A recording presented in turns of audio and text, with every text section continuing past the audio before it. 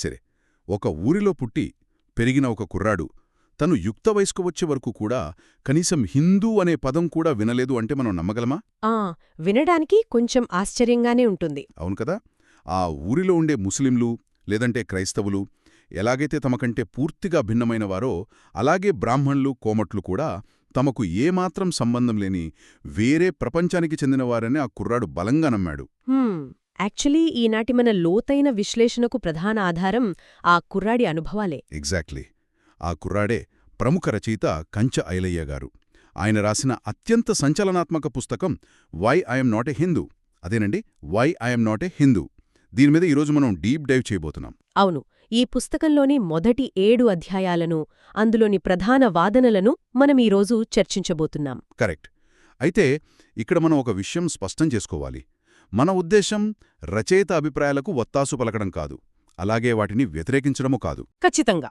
ఆ తీవ్రమైన సామాజిక, రాజకీయ వాదనలను ఎలాంటి పక్షపాతం లేకుండా కేవలం రచయిత దృక్కోణం నుంచి అర్థం చేసుకోవడమే మన లక్ష్యం.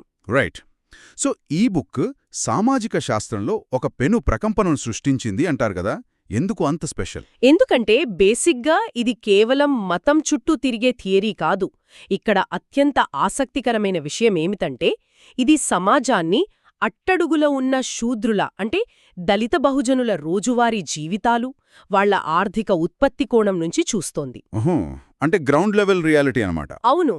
ఐలయ్య గారు ఈ పుస్తకాన్ని తన స్వంత బాల్యానుభవాలతో ప్రారంభిస్తారు.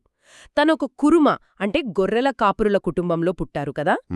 సో పసితనం నుంచే గొర్రెలను పెంచడం, వాటికి రోగాలొస్తే మందులు వేయడం, వ్యవసాయం చేయడం లాంటివి నేర్చుకున్నారని చెప్తారు. అదే సమయంలో ఆ ఊర్లో ఉన్న బ్రాహ్మణ పిల్లలు వేదాలు పురాణాలు నేర్చుకుంటూ ఉంటారని కూడా రాశారు కదా. ఎగ్జాక్ట్లీ. అక్కడే ఆ 2 ప్రపంచాల మధ్య వ్యత్యాసం మొదలవుతుంది అని ఆయన వాదన. కానీ నాకు ఇక్కడొక చిన్న డౌట్ వస్తుంది. అంటే ఎవరి వృత్తి వారిది కదా, ఎవరి ఫ్యామిలీ బ్యాక్గ్రౌండ్ని బట్టి వాళ్ళు పనులు నేర్చుకుంటారు. మరి ఇందులో ఆధిపత్యం ఎక్కడి నుంచొస్తుందని ఆయన అంటున్నారు. ఒకరు శ్లోకాలు చదవడం, ఇంకొకరు వ్యవసాయం చేయడం అనేది జస్ట్ స్కిల్స్ డివిజన్ మాత్రమే కదా. అక్కడే ఉందసలు పాయింట్. రచయిత వాదన ప్రకారం అది కేవలం వృత్తుల విభజన కాదు, జ్ఞానం అంటే నాలెడ్జ్ అనే దాన్ని సమాజం ఎలా డిఫైన్ చేసింది అనే దానిలో ఉన్న ఒక చారిత్రక కుట్ర అంటారాయన. కుట్ర అంటారా? అంటే ఎలా? ఇప్పుడు చూడండి, గొర్రె ఉన్నిని కత్తిరించడం, వాతావరణాన్ని బట్టి మొక్కల స్వభావం తెలుసుకోవడం, మట్టితో వ్యవసాయం చేయడం అనేది ఒక అత్యున్నతమైన శాస్త్రీయ జ్ఞానం కదా. దానికి చాలా మేధస్సు కావాలి. ఖచ్చితంగా అది అంత ఈజీ కాదు.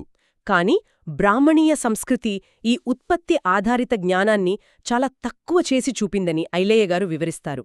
భౌతిక శ్రమ లేకుండా కేవలం మంత్రాలు చదవడం లాంటి పనులనే నిజమైన జ్ఞానంగా సమాజంపై రుద్దారు అంటారు. ఓహో, అంటే ప్రొడక్షన్ చేసేవాడు అజ్ఞానిగా, శ్రమ చెయ్యనివాడు జ్ఞానిగా చలామణి అయ్యే సిస్టమ్ ఏర్పడిందంటారా? అవును, అదే ఈ పుస్తకంలో ఆయన లేవనెత్తిన ప్రధాన వాదన. ఇది వినడానికి చాలా ఆశ్చర్యంగా ఉంది. అంటే ఉత్పత్తి చేసే చేతులకు అస్సలు గౌరవం దక్కలేదన్నమాట. అంతేకాదు, ఈ వ్యత్యాసం కేవలం బయట పనులకే పరిమితం కాలేదు. వాళ్ళిళ్లల్లో, వంటగదిలో కూడా ఈ తేడా ఎలా ఉందో ఆయన చాలా సూక్ష్మంగా చెప్పారు. ఆ వంటగది ఉదాహరణ చాలా ఇంట్రెస్టింగ్గా ఉంటుంది కదా. ఏంటది? బహుజన ఇళ్లల్లో వంట చేయడం అనేది కేవలం ఆకలి తీర్చుకునే ఒక సహజ ప్రక్రియ. వాళ్ళు కురాడు లేదా గంజినీటిని వాడతారు. అది కాయకష్టం చేసే శరీరానికి శక్తినిస్తుందని వాళ్ళ నమ్మకం. రైట్. అక్కడ ఫుడ్ అనేది జస్ట్ బాడీకి ఫ్యూయల్ లాంటిదన్నమాట. అవును. కాని బ్రాహ్మణుల ఇళ్లల్లో వంట అనేది దేవుడికి నైవేద్యంగా భావిస్తారు అని రచయిత చెప్తారు. అక్కడ మడి, మైలా అనే అంటరానితనం లాంటి ఆచారాలు వంటగది నుంచే మొదలవుతాయి. ఎవరు వండాలి, ఎవరు తాకకూడదు అని పెద్ద రూల్స్ ఉంటాయి కదా. అబ్బా, అంటే డిస్క్రిమినేషన్ అనేది కిచెన్ నుంచే స్టార్ట్ అవుతుంది అని ఆయన ఉద్దేశం. మరి పెళ్లిళ్ల వ్యవహారం గురించి కూడా ఏదో ఆర్థిక కోణంలో రాశారు కదా ఆయన. యా, సాధారణంగా బహుజన వివాహాల్లో అయితే ఆ జంట భవిష్యత్తులో ఉత్పత్తిలో అంటే వ్యవసాయంలో పాల్పంచుకోవాలని పెద్దలు ఆశీర్వదిస్తారు. కాని హిందూ పెళ్లిళ్లల్లో ఆ పురోహితుడి పాత్ర గురించి ఆయన ఒక భిన్నమైన వాదన వినిపించారు. ఆ పెళ్లి మంత్రాల అర్థం పెళ్లి చేసుకునే వారికి కూడా తెలీదు. పైగా పెళ్లికొచ్చే పురోహితుడు వాళ్ల ఫైనాన్షియల్ స్టేటస్తో సంబంధం లేకుండా దక్షిణ డిమాండ్ చేస్తాడు. దీన్నే రచయిత ఒక రకమైన ఎక్స్‌ప్లాయిటేషన్ అంటే దోపిడీగా వర్ణించారు కదా. కరెక్ట్. భౌతికంగా ఎలాంటి శ్రమ చేయని ఒక వర్గం కేవలం ఆచారాలను పెట్టుబడిగా పెట్టి సమాజ వనరులను ఎలా లాగేసుకుంటుందో చెప్పడానికి ఈ ఉదాహరణ వాడారు. వన్ సెకండ్, ఇదంతా వింటుంటే ఎప్పుడో పాతకాలం ముచ్చటనిపిస్తోంది కదా. ఆ, చాలామంది అలానే అనుకుంటాం. అదే ఇప్పుడు మనం ఆధునిక కాలంలో ఉన్నాం. పల్లెటూర్ల నుంచి జనాలు పట్నాలకొస్తున్నారు, ఐటీ కంపెనీల్లో జాబ్స్ చేస్తున్నారు. ఈ అర్బన్ సిస్టంలో ఈ కులపట్టింపులు ఆటోమేటిక్గా పోవాలి కదా. ఇక్కడే అసలు విషయం చాలా ఆసక్తికరంగా మారుతుంది. ఆధునిక కాలంలో ఈ కుల వివక్ష ఎలా రూపం మార్చుకుని కొనసాగుతోందో ఆయన 3-4 అధ్యాయాల్లో చాలా క్లియర్గా ఎక్స్ప్లెయిన్ చేశారు. అంటే ఐటీ ఆఫీసుల్లో, యూనివర్సిటీలో కూడా ఇదుందంటారా? అవును, ఆధిపత్య కులాలు తమ స్థానాన్ని ఎలా కాపాడుకున్నాయో ఆయన విశ్లేషించారు. ముఖ్యంగా గ్రామాల్లో ఉండే భూస్వామ్య కులాలను ఆయన నియోక్షత్రియులు అని పిలిచారు. నియోక్షత్రియులు అంటే వీళ్ళు బ్రాహ్మణవాదానికి రక్షణ కవచంగా మారారు అని రాశారు. దానర్థమేంటి? ఎలా పనిచేస్తుంది సిస్టమ్? ఇది చాలా సెన్సిటివ్ మెకానిజం అండి. బ్రాహ్మణ బనియా కులాలు మోడర్న్ ఎడ్యుకేషన్, ఐటీ లాంటి రంగాలని పట్టుకుంటే, ఈ నియోక్షత్రియులు గ్రామాల్లో రాజకీయ అధికారాన్ని, భూమిని కంట్రోల్లో పెట్టుకున్నారు. ఓహో, పవర్ని ఇలా షేర్ చేసుకున్నారన్నమాట. అట్టడుగు వర్గాలు ఎవరైనా ప్రశ్నిస్తే భౌతికంగా దాడులు చేయడం, పోలీస్ వ్యవస్థతో అణిచివేయడం లాంటివి ఈ నియోక్షత్రియులు చూసుకుంటారు. అబ్బా, అంటే పై కులాలు నేరుగా దాడులకు దిగాల్సిన అవసరం లేకుండానే ఈ వర్గం వాళ్లకు ఒక భౌతిక రక్షణ గోడలా పనిచేస్తుంది అని ఐలయ్య గారు వాదన. ఎగ్జాక్ట్లీ అదే. సరే, అయితే ఇదంతా భరించలేక చాలామంది దళిత బహుజనులు తమ లైఫ్ స్టైల్ని మార్చుకునే ప్రయత్నం చేశారు కదా. బుక్లో సంస్కృతీకరణ అంటే సాంస్క్రిటైజేషన్ గురించి ఒక పెద్ద డిస్కషనే ఉంది. అవునవును. చాలామంది తమ పిల్లల పేర్లను మోడర్న్గా అజయ్, స్వప్న అని పెట్టుకుంటారు కదా. వేషధారణ మారుస్తారు, ఇంగ్లీష్ మాట్లాడతారు. అలా చేస్తే వివక్ష పోతుందనుకున్నారు కానీ రచయిత ప్రకారం అది జరగలేదు. వాళ్ళు ఆధిపత్య సంస్కృతిని అనుకరించినా లాభం లేకపోయింది. ఇది ఎలా ఉందంటే, మన ఫోన్లో సాఫ్ట్వేర్ అప్డేట్ చేసినా పాత బగ్స్ అలాగే ఉండిపోయినట్లు, పైకి మోడర్న్గా కనిపించినా ఆ వివక్ష చూపే సోర్స్ కోడ్ లారలేదనిపిస్తోంది. మీరు చెప్పిన ఈ సాఫ్ట్వేర్ అనాలజీ భలే ఉందిక్కడ. కరెక్ట్గా సరిపోతుంది. సంస్కృతీకరణ అనేది ఒక మానసిక భారమని ఆయన చెప్తారు. అంటే తమ అస్తిత్వాన్ని తామే వదులుకున్నట్లు అంటారా? అవును.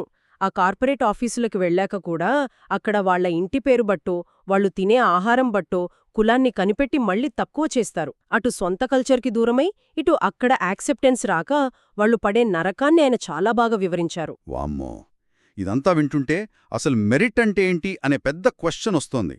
మెరిట్ అనే పదాన్ని సమాజం తప్పుగా అర్థం చేసుకుంది అంటారు కదా ఆయన. అవునండి, ఈ పుస్తకంలో అది చాలా బలమైన వాదన. ఇప్పుడు తోలు పని చేసే మాదిగల స్కిల్ తీసుకోండి. జంతువుల చర్మాన్ని కుళ్లకుండా కెమికల్స్తో పదును చేయడమనేది అద్భుతమైన కెమిస్ట్రీ. అవును కదా, కుండలు చేసే నైపుణ్యం కూడా ఒక సైన్సే. ఎగ్జాక్ట్లీ.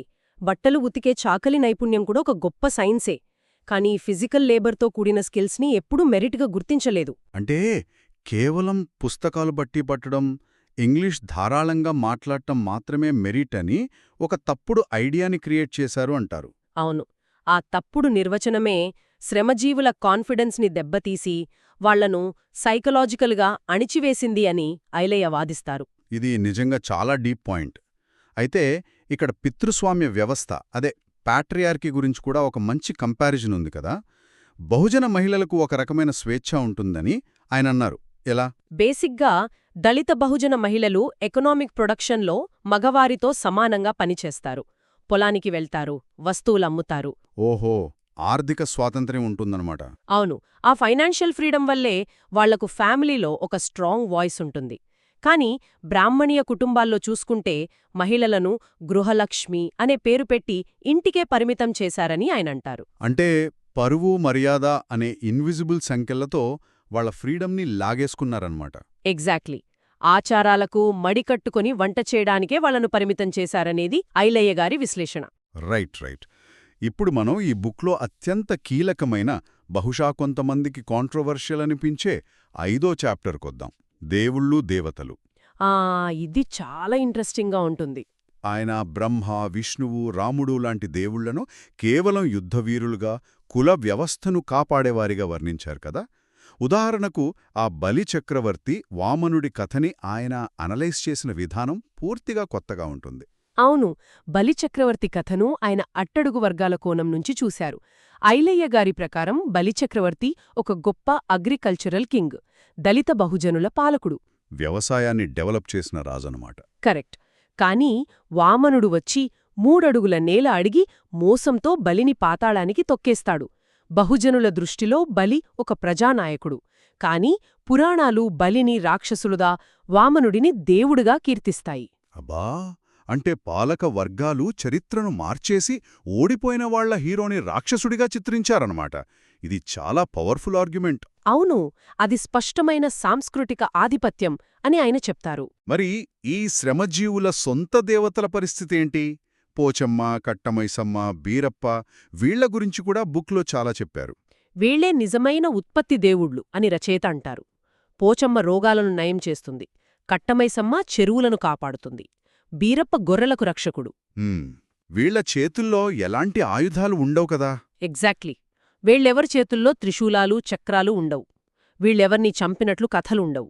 వీళ్ళు వ్యవసాయానికి, వృత్తులకు అండగా ఉండే శాంతియుతమైన దేవుళ్ళు. ఇక్కడ ఇంకో ముఖ్యమైన ప్రశ్న కూడా వస్తోంది. ఈ బహుజన దేవతలకు పూజలు చేయడానికి పురోహితులు అంటే మిడిల్ మెన్ ఎవరు ఉండరు కదా. అవునండి, అసలు పోచమ్మకు సంస్కృతమే అవసరం లేదు. అదే కదా, ఎవరికి వారు వాళ్ల సొంత భాషలో, యాసలో పోచమ్మతో డైరెక్ట్గా మాట్లాడుకోవచ్చు. కోపం వస్తే తిట్టొచ్చు కూడా. కరెక్ట్. అది భయంతో కూరిన యజమాని పనివాడి సంబంధం కాదు, ఒక తల్లికి బిడ్డకు మధ్య ఉన్న న్యాచురల్ రిలేషన్. పాలకుల దేవుళ్లకు, శ్రమజీవుల దేవతలకు మధ్య ఉన్న ఈ అంతరం సమాజంలో ఎలా రిఫ్లెక్ట్ అవుతుందో ఆయన చాలా బాగా చెప్పారు. దేవుడనే భావన అణిచివేతకు కాకుండా సాంత్వనకు ఎలా వాడాలో ఇది చెప్తుంది. ఖచ్చితంగా. హిందూ ఫిలాసఫీ దైవ భావనను ఉపయోగించి కుల వివక్షను ఎలా జస్టిఫై చేసిందో ఆయన ఎత్తిచూపారు. సరే, అయితే ఇదంతా వాళ్ల ఫిలాసఫీ అనుకుంటే అసలు జీవితం, మరణం గురించి వాళ్ల ఆలోచనా విధానం ఎలా ఉంటుందో 6-7 అధ్యాయాల్లో చెప్పారు కదా. అవును, హిందూ తత్వశాస్త్రం ప్రధానంగా మోక్షం చుట్టూ తిరుగుతుందని ఆయన వివరిస్తారు. అంటే బతికి ఉన్నంతకాలం శారీరక శ్రమ చెయ్యకుండా చనిపోయాక స్వర్గానికి వెళ్లాలి అనేది వాళ్ల గోల్. అంటే లెజర్కున్న వాల్యూ లేబర్కి లేదన్నమాట. ఎగ్జాక్ట్లీ. కాని దళిత బహుజనుల ఫిలాసఫీ దీనికి పూర్తిగా ఆపోజిట్. వాళ్లకు మరణానంతర జీవితం, పునర్జన్మ లాంటి వాటిపై పెద్ద ఆసక్తి ఉండదు. వాళ్లకు పనిచేయడమే దైవకార్యం. దీన్నే బహుశా పనిలేని పాపి అనే సామెతతో చెప్పారు కదా. అవును, శ్రమ చేయకపోవడమే అతిపెద్ద పాపమనేది వాళ్ల నమ్మకం. ఇంకో ఎమోషనల్ పాయింట్ ఏంటంటే చనిపోయినప్పుడు ఏడ్చే విధానంలో కూడా తేడా ఉంటుందని చెప్పారు ఆయన. అవునండి, హిందూ కల్చర్లో మగవారు ఏడవకూడదు అని ఎమోషన్స్ని కంట్రోల్ చేసుకుంటారు. పరువు కోసం బాధను లోపలే దాచుకుంటారు. కానీ బహుజనులిళ్లల్లో ఎవరైనా చనిపోతే స్త్రీ పురుషులు ఇద్దరు గట్టిగా గుండెలు బాదుకొని ఏడుస్తూ తమ బాధను పంచుకుంటారు కదా. అందులో ఒక సహజత్వం ఉంటుంది. అవునా, ఆ సహజత్వాన్ని కోల్పోయి అగ్రవర్ణాల సంస్కృతిని కాపీ కొట్టడమే పెద్ద తప్పు అని రచయిత ఫీల్ అవుతారు. అందుకే బుక్ లాస్ట్లో ఒక స్ట్రాంగ్ కంక్లూజన్ ఇచ్చారు కదా. సమాజానికి కావాల్సింది హిందువీకరణ అంటే హిందువైజేషన్ కాదు, దళితీకరణ అని. ఈ దళితీకరణ అంటే ఏంటి? వినడానికి జనాలకు కొంచెం అపోహలు రావచ్చు. దళితీకరణ అంటే బేసిక్గా సమాజం మొత్తం శ్రమను గౌరవించడం నేర్చుకోవడం, ఉత్పత్తిలో ప్రతి ఒక్కరూ పాలు పంచుకోవడం. అంటే ఫిజికల్ లేబర్ని తక్కువ చేసి చూసే మైండ్ సెట్ని మార్చుకోవడం అనమాట. ఎగ్జాక్ట్లీ. దళితవాడల్లో ఉన్న ఆ సమానత్వాన్ని, ఇమోషనల్ ఫ్రీడమ్ని సొసైటీ అంతా అలవర్చుకోవాలి. పైకులాల వాళ్ళు కూడా కిందకొచ్చి మట్టిలో చేతులు పెట్టి పనిచెయ్యాలి. అదే నిజమైన డెమోక్రసీ అంటారు ఐలయ్య గారు. అబ్బా, అద్భుతమైన పాయింట్ అండి. మొత్తంగా చూస్తే చరిత్రను ఎప్పుడూ పైవాళ్ల కోణం నుంచి కాకుండా అట్టడుగున ఉన్న శ్రమజీవుల కోణం నుంచి చూడటం ఎంత అవసరమో ఈ బుక్ చెప్తుంది గదా. ఖచ్చితంగా. పొలాల్లో మట్టిలో తమ నెత్తురు చిందించి దేశానికి అన్నం పెట్టిన వాళ్లక్కూడా ఒక గొప్ప ఫిలాసఫీ ఉంది అని ఈ బుక్ ప్రూవ్ చేస్తుంది. రైట్. ఈ లోతైన విశ్లేషణను ముగించే ముందు నాకో థాట్ వస్తోంది. ఈ పుస్తకంలో చెప్పినట్లుగా శారీరక శ్రమ, వృత్తి నైపుణ్యాలే నిజమైన మెరిట్ అయినప్పుడు మరి మన ఆధునిక కార్పొరేట్ సిస్టమ్స్లో ఎందుకు రివర్స్లో జరుగుతోంది? అంటే ఐటీ కంపెనీల్లో కానీ, కార్పొరేట్ ఆఫీసుల్లో కానీ కేవలం ఆ మేనేజీరియల్ లేబర్కి, అంటే ఏసీ గదుల్లో కూర్చుని మీటింగ్స్ చేసేవాళ్లకే ఎందుకు ఎక్కువ జీతాలిస్తున్నారు? ఎండలో, వానలో శారీరక శ్రమ చేస్తూ రియల్ ప్రొడక్షన్ చేసేవాళ్లని ఎందుకు తక్కువగా చూస్తున్నారు? ఇది చాలా వ్యాలిడ్ పాయింట్. అవును కదా. శ్రమకు అసలైన విలువ ఇవ్వాలంటే మన ఆర్థిక వ్యవస్థలు ఎలా మారాలి? ఈ ప్రశ్న బహుశా మనందరం మనలో మనం వేసుకోవాల్సిన అవసరం ఉంది. ఏదేమైనా ఈరోజు చర్చ చాలా కొత్త కోణాలను ఆవిష్కరించింది. ఈ డీప్ డైవ్ విన్నందుకు అందరికీ ధన్యవాదాలు. మళ్ళీ మరో ఆసక్తికరమైన అంశంతో కలుద్దాం.